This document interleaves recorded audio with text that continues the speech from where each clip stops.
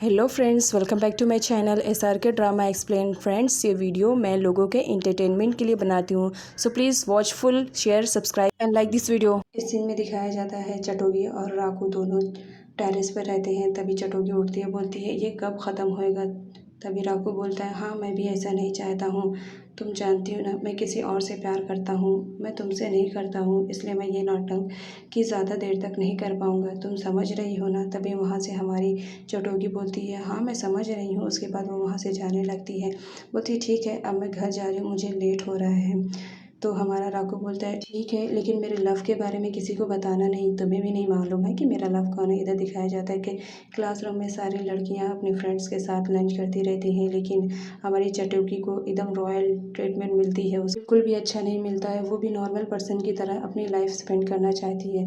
Basketball का match होता है, उसमें भी उसके अंकल की सेक्रेटरी आकर उसे खेलने नहीं देती हैं, बोलती है तुम फिक्र मत करो मैं तुम्हें प्रोटेक्ट करूँगी।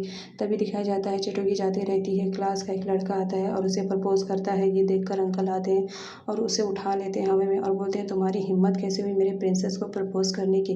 वो उनसे सॉरी बोलता है नेक्स्ट टाइम मैं ऐसा कुछ भी नहीं करूँगा, प्लीज़ मुझे जाने दीजिए। तभी लड़कियाँ देखकर बहुत ज़्यादा डर जाती हैं कि इसके अंकल तो बहुत ज़्यादा डेंजरस है, इससे दूर ही रहो तो बेटर रहेगा। राकू पास ही में खड़ा रहता है, वो सारी चीज़ें देख लेता, बोलता है इसका भी वही हाल है जो मेरा हाल है। बचपन में मैं भी छोटा था, मेरी फैमिली वाले भी मुझे बहुत स्पेशल मानते हैं, आज भी मानते हैं, जिसकी वजह से मैंने कभी दोस्त नहीं बना पाए।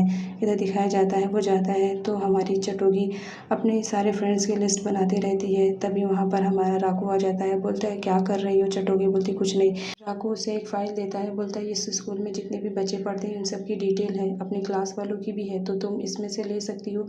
तो हमारी चटोगी बोलती है मुझे तुम्हारी कोई ज़रूरत नहीं है। राकू बोलते हैं तुम्हें फ्रेंड नहीं बनाना है। इस बात पे चटोगी एग्री हो जाती है और बताती है ठीक है तुम मुझे बताओ।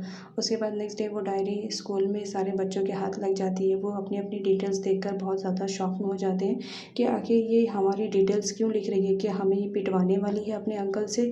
सारी लड़कियां बहुत ज़्यादा परेशान हो जाती हैं। तभी हमारा राकू जाता है वो डायरी छीनने के लिए, लेकिन उससे पहले कुसाकी वो डायरी छीनने लगती है। तभी वो डायरी नीचे गिर जाती है और हमारी चटोगी उसे उठाने के लिए जाती है। कुसाकी उससे पहले ही उठा लेती है और वो देखती है कि उसकी भी डिटेल्स रहती है।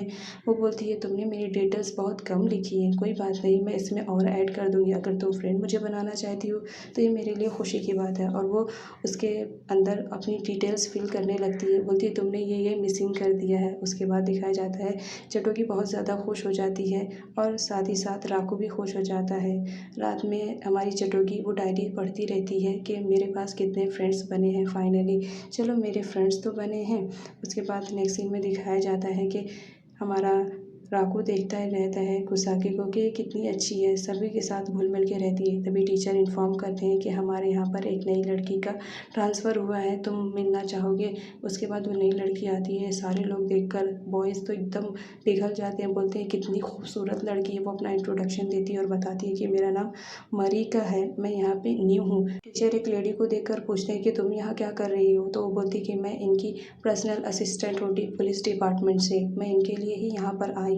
टीचर कुछ नहीं बोलते हैं। तभी हमारी जो मरीका रहती है उसकी नज़र एक लड़के पे जाती है, वो खुश हो जाती है, दौड़ते हुए जाती है उसे हक करने के लिए। क्लास का एक लड़का खड़ा हो जाता है, वो बोलता है कि वो मेरे पास आ रही है। तभी वो जाकर राकू को हक कर लेती है। वो बोलती है सीधा कि प्लीज़ तुम मुझसे शादी कर लो। ये बात सुनकर दोनों लड़कियां शॉक में हो जाती। मरीका बोलती है तुम्हें मालूम है मेरे पास सिर्फ तुम्हारे नाम के अलावा कुछ नहीं था, मैंने तुम्हें कहाँ कहाँ नहीं ढूंढा, फाइनली तुम मुझे अब मिल गए हो। तभी राकू की नज़र उसके लॉकेट पे जाती है, वो समझता है कि मेरा दिया हुआ लॉकेट इसके पास है, मतलब यही मेरी फ्यूचर वाली गर्लफ्रेंड है। अंकल की सेक्रेटरी उसे देखती रहती है। तभी चटोकी बोलती है नहीं ऐसी कोई बात नहीं है, हम दोनों एक दूसरे से बहुत प्यार करते हैं और कुछ ही दिनों में हम लोग शादी भी करने वाले हैं। मरिका बोलती है तुम क्या कह रही हो, तुम्हें मालूम भी है। तभी राकू की नज़र उसके अंकल की सेक्रेटरी पर पड़ जाती है। वो फ़ौरन बोलता है हाँ मैं इससे बहुत ज़्यादा प्यार करता हूँ, प्लीज़ तुम मुझसे दूर रहो।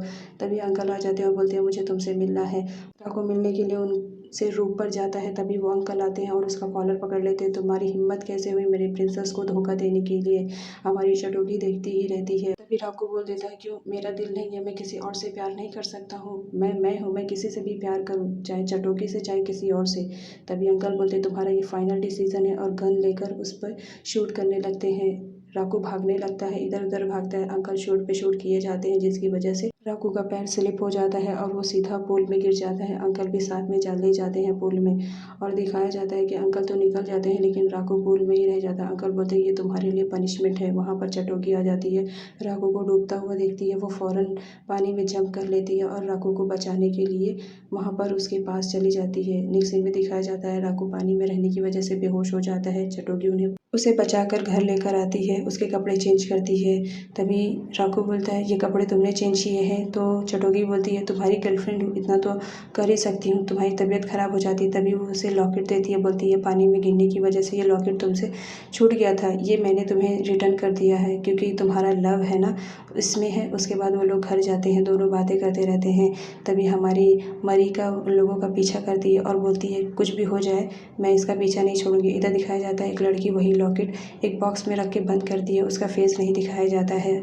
इधर दोनों फैमिलीज़ के मेंबर आए हुए रहते हैं। तभी वहाँ पर मरीका आ जाती है और वो सीधा दौड़ते हुए राकू के पास जाकर उसे हग कर लेती है। ये देखकर सारे लोग बहुत ज़्यादा शॉक में हो जाते हैं, बट उस वक्त वो लोग कुछ बोलते नहीं। तभी वहाँ पर हमारी कुसाकी भी आ जाती है। ये देखकर राकू तो बहुत ज़्यादा खुश हो जाता है कि मेरी कुसाकी आ रही है। चारों फ्रेंड्स मिलकर स्टडी करते रहते हैं, सब लोग को इंटरेस्टिंग लगता है। लेकिन हमारी चटोगी को पढ़ाई में कुछ खास इंटरेस्टिंग नहीं था, तो वो बताती है कि क्या तुम्हारी लाइफ में कोई है कुसाकी? कुसाकी बोलती है नहीं, मेरी लाइफ में ऐसा कोई नहीं है जिसे मैं तुम लोग के साथ शेयर कर सकूं। तभी राकू की नज़र उस लॉकेट पे जाती है। वो देखता है कि वो की वाला लॉकेट नहीं है, ये तो कोई और है। तो वो समझ जाता है कि ये मेरी वाली गर्लफ्रेंड नहीं है। उसके बाद राकू और चटोगी दोनों बाहर आकर बातें करते रहते हैं और वो जाता है एक कमरे का दरवाज़ा खोलता है। तभी उसके अंकल आके उन लोगों को उस कमरे में बंद कर देते हैं, बोलते हैं यही तुम्हारे लिए बेटर होगा, अगर तुम दोनों एक साथ रहोगे तो अच्छा रहेगा। में बहुत ज़्यादा अंधेरा रहने की वजह से चटोगी बहुत ज़्यादा डर जाती है और आकर राकू को पकड़ लेती है, बोलती है प्लीज़ मुझे बहुत ज़्यादा डर लग रहा है।